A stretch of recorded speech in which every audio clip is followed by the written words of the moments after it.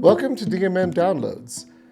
We are podcasting another conversation about DMM between Jeff Crabtree and me, Rudy Rivera. Jeff and I are teamed together in Northern Colorado in a ministry we call DMM NOCO.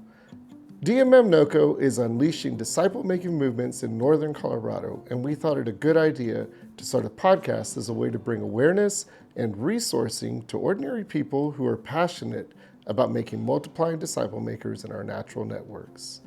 Thanks for joining us in this journey. We hope you get a DMM download from this conversation. Well, hey, Jeff. Rudy. We're back together another Thursday afternoon, or morning our time. It's getting close to afternoon. It is. We've been talking a while today. Continuing DMM downloads, we just prayed, and Jeff, you said, it's not about us. It's really about focusing on the Lord, His heart, His leading, His teachings, Himself. I would just, Him, And I think as we were talking this morning off mic, there's just, actually, I feel like we've been downloaded on, right? Oh, yeah, we got a lot of rich thoughts in our last hour of conversation.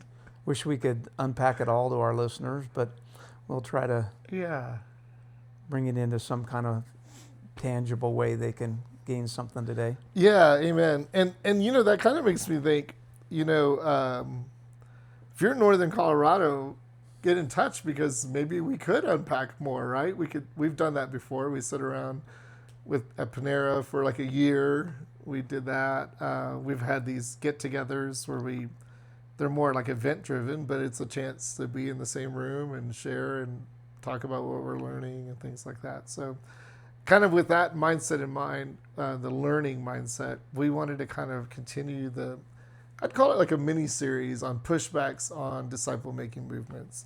And one of the pushbacks that you and I have heard and continue to hear and even experience, I would say ourselves, is this pushback between centralization of an organization or of gospel work and decentralization, or what many would say DMM focuses on, which is a more decentralized work of God.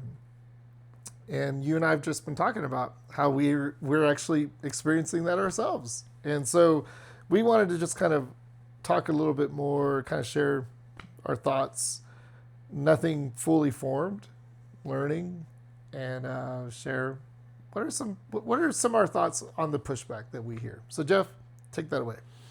Okay, obviously in my 48th year of full-time ministry. 48.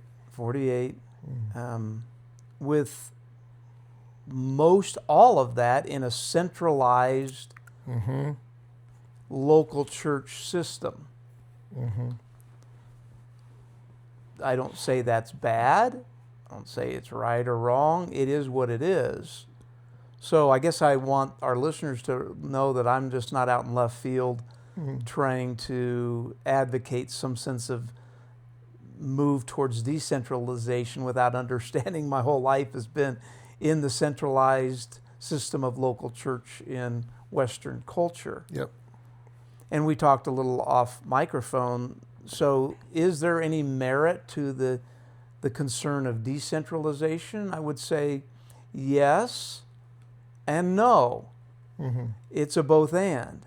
I think that what I'm learning at this stage in being in the movement world is that we're not opposed to centralization, but we are advocates of decentralization to some degree. And as I mentioned to you earlier, it's where's the focal point?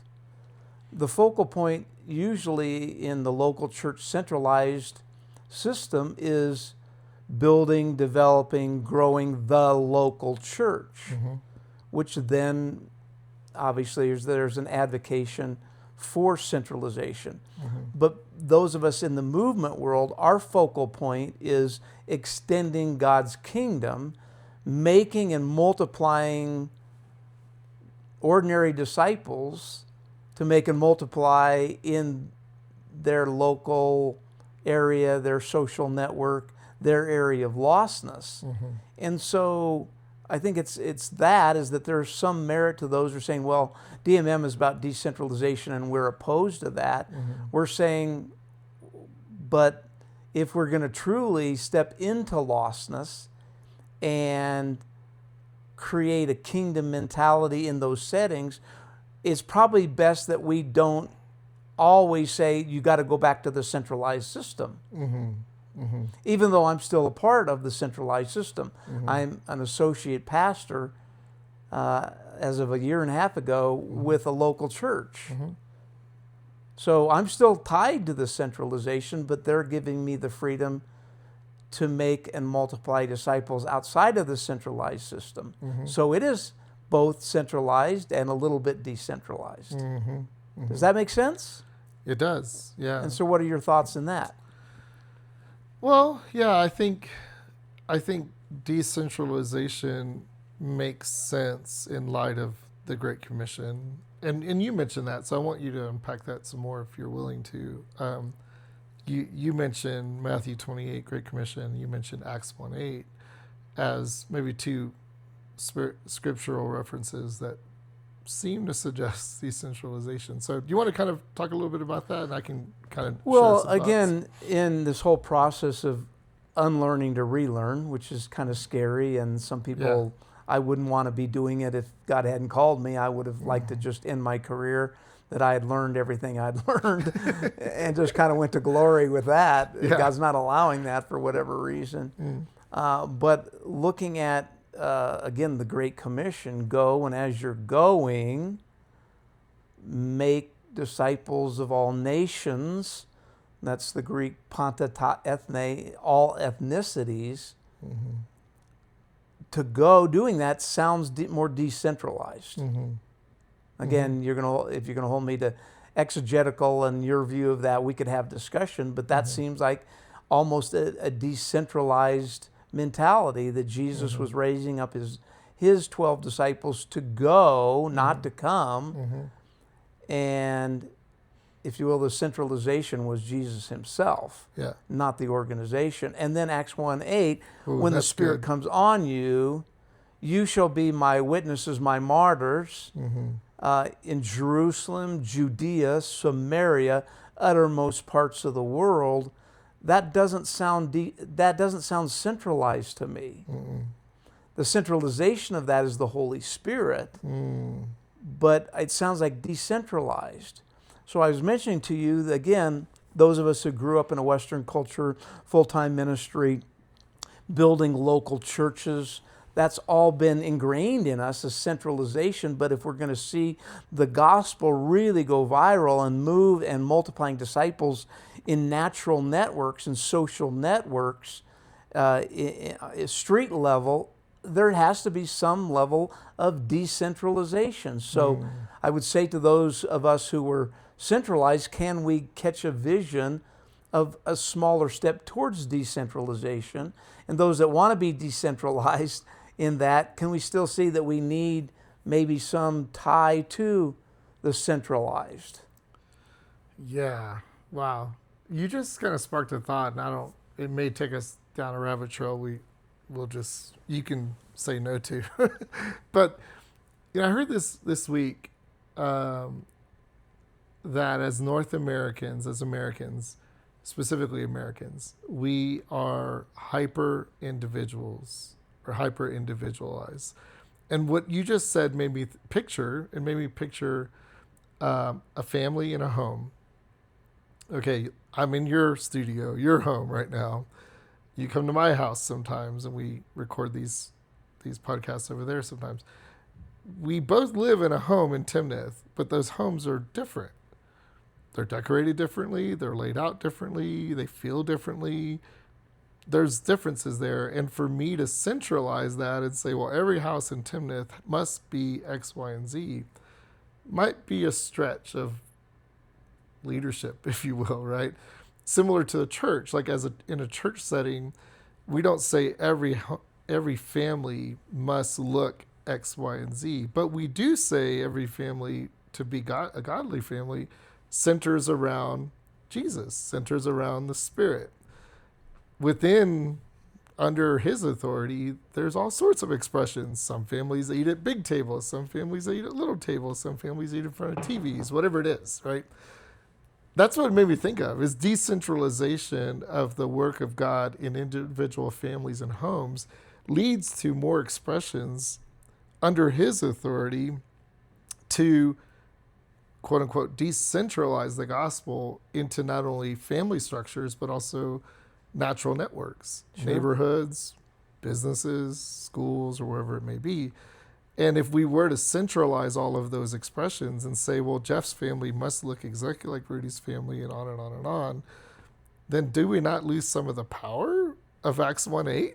Like the ability to then go decentralize? That's a question, but that's what it made me think of. Well, again, we're trying to understand, and that's why we're asking different questions. And I think being in lost spaces and thinking about lostness for so many years now, the pushback I get from the lost is they don't want to come to our organized religion. To come, they feel like they have to come on our turf, our settings, our buildings, adopt our values, speak our language, otherwise they don't belong.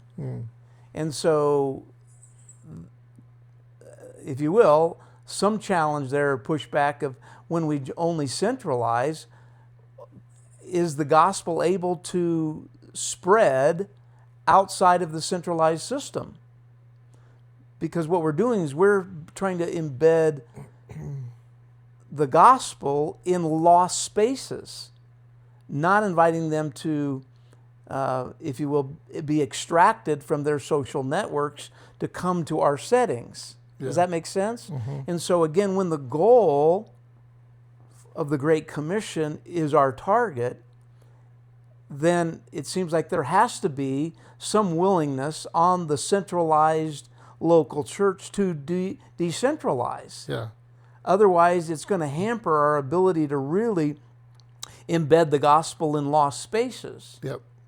So I guess the pushback by people, DMM, is you're against centralization, not necessarily, but we are advocating for some move towards some decentralization so that the gospel can get embedded and spread in those lost areas. Yeah, natural networks through ordinary Christians. Right. Right. Yeah.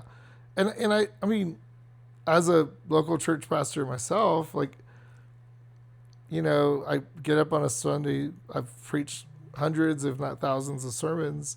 What do I want at the end of that Sunday service?